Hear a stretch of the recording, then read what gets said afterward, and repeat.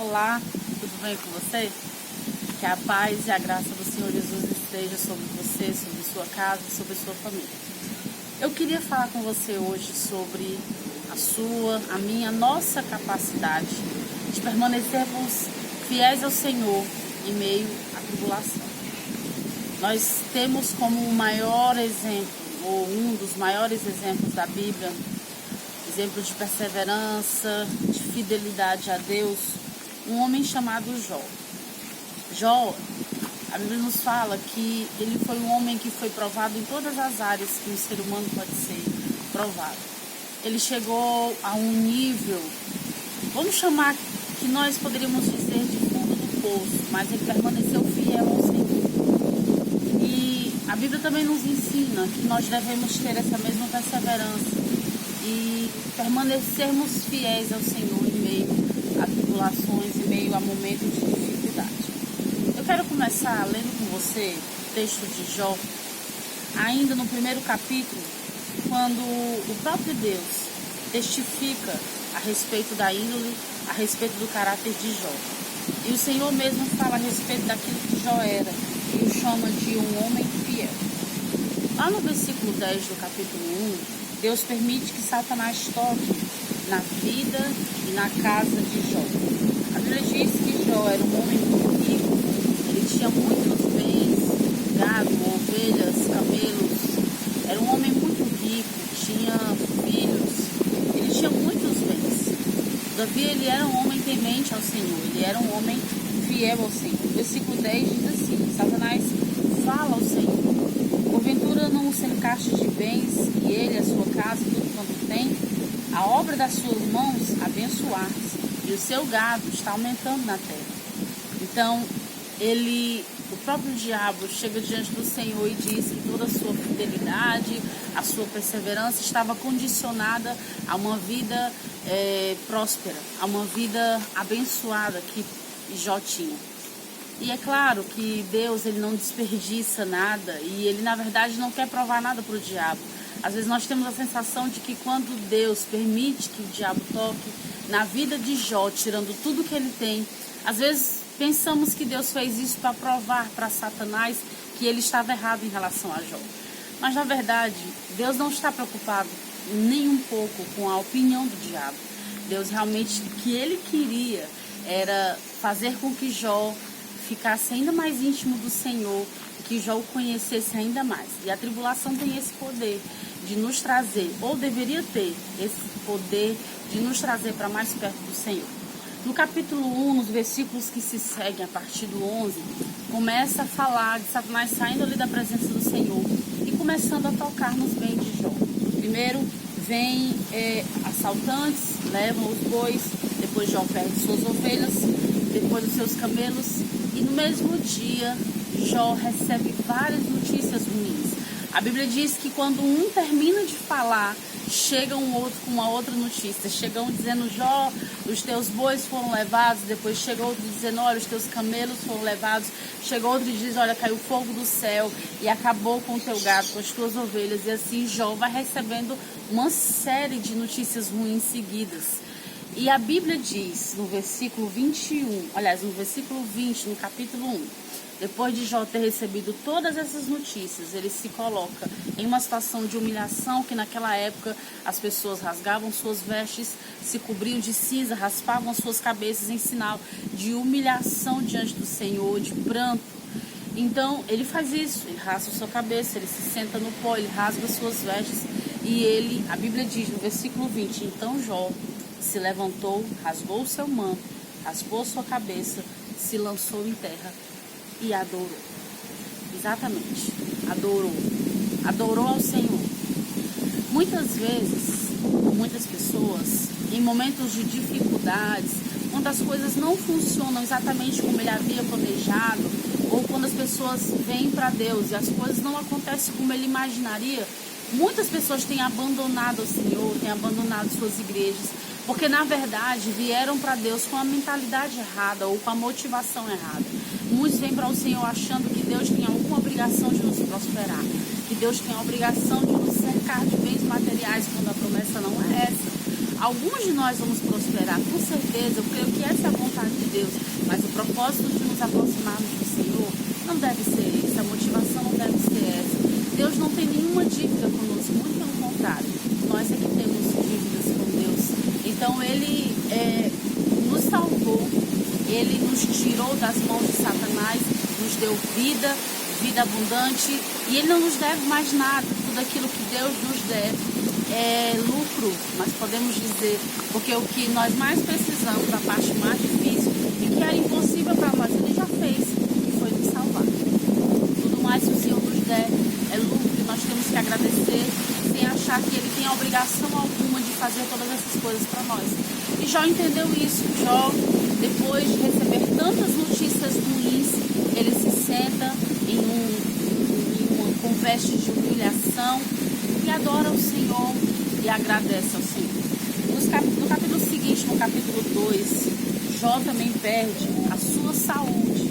A Bíblia diz que ele foi acometido por uma doença. Mas antes disso, o Senhor fala no versículo 3 do capítulo 2, no finalzinho, ele diz para o diabo, olha, e que viste meu servo Jó, não há ninguém na terra semelhante a ele, homem sincero e reto, temente a Deus, desvia-se do mal e que ainda retém a sua sinceridade, havendo-me tu incitado contra ele para o consumir sem causa. O que é que Deus está dizendo? Olha, você está vendo Jó? Ele permanece, ele continua sendo reto, sendo sincero, sendo fiel, mesmo depois de todas as adversidades que ele enfrentou nos últimos dias, depois de ter perdido toda a sua riqueza, sua casa, seus bens, seus filhos, ele ainda se mantinha fiel ao Senhor. Muitos de nós, por muito menos, já daríamos as costas para Deus. Muitos de nós, por bem menos do que o que Jó passou, já desistiríamos de servir ao Senhor, de sermos fiéis com a nossa vida a Deus. Jó perdeu, não estamos falando de um emprego, nós não estamos falando de uma casa, nós estamos falando de tudo. Jó perdeu tudo, ele perdeu tudo que ele tinha, todos os seus bens e os seus filhos. Eu vejo muitas pessoas nos dias de hoje deixando a Deus porque conseguiram um emprego, porque Deus abençoou e agora eles dizem não ter mais tempo para buscar o Senhor. Eu vejo pessoas que, porque começaram um relacionamento, dizem eu não tenho mais tempo para o Senhor. E aí, eu poderia dar uma infinidade de exemplos. E eu quero falar para você o seguinte, Jó, ele não comprometeu a sua fé. Jó não colocou em risco a sua fidelidade a Deus por causa das adversidades que ele enfrentou. Ele permaneceu fiel a Deus. Ele reconheceu que tudo aquilo que ele tinha não era dele. E se ele ganhou, e foi Deus que deu, Deus poderia levar de volta a hora que ele bem entendesse. E Jó continuou adorando ao Senhor, continuou servindo ao Senhor. Quando nós vemos o restante dos capítulos, nós vamos ver os amigos de Jó chegando por alguns dias, nos primeiros dias, para consolar. E depois eles começam a olhar para tudo aquilo e começam a procurar explicações. Nós fazemos isso muitas vezes. Nós queremos muito explicações, nós queremos saber por quê. Por que eu estou passando por isso? Deus, por que eu estou vivendo isso? Deus, por que o Senhor não me responde? Por que tem que ser assim? Nós enchemos o nosso coração e as nossas orações de porquês. Queremos explicações como se Deus nos devesse alguma. E queremos saber por que temos que passar. E na verdade, a nossa vida vai ter tribulações. O próprio Jesus passou tribulações quando enfrentou. E eu quero te dizer o significado de tribulação, falando com você em dois textos. O primeiro texto é em Romanos.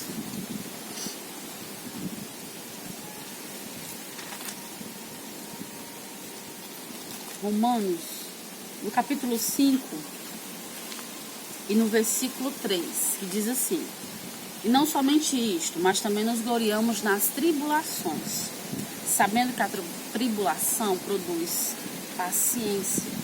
A palavra tribulação em grego quer dizer prensar, ou seja, é quando algo é como o que acontece com as uvas, elas são amassadas, elas são imprensadas, ou seja, a tribulação são pressões, são angústias, são dilemas que nós enfrentamos em várias áreas das nossas vidas. E o apóstolo Paulo, ele olha para a tribulação e ele diz que a tribulação, ela possui um propósito muito grande. Ele diz assim: eu mesmo me glorio nas tribulações, sabendo que ela produz paciência.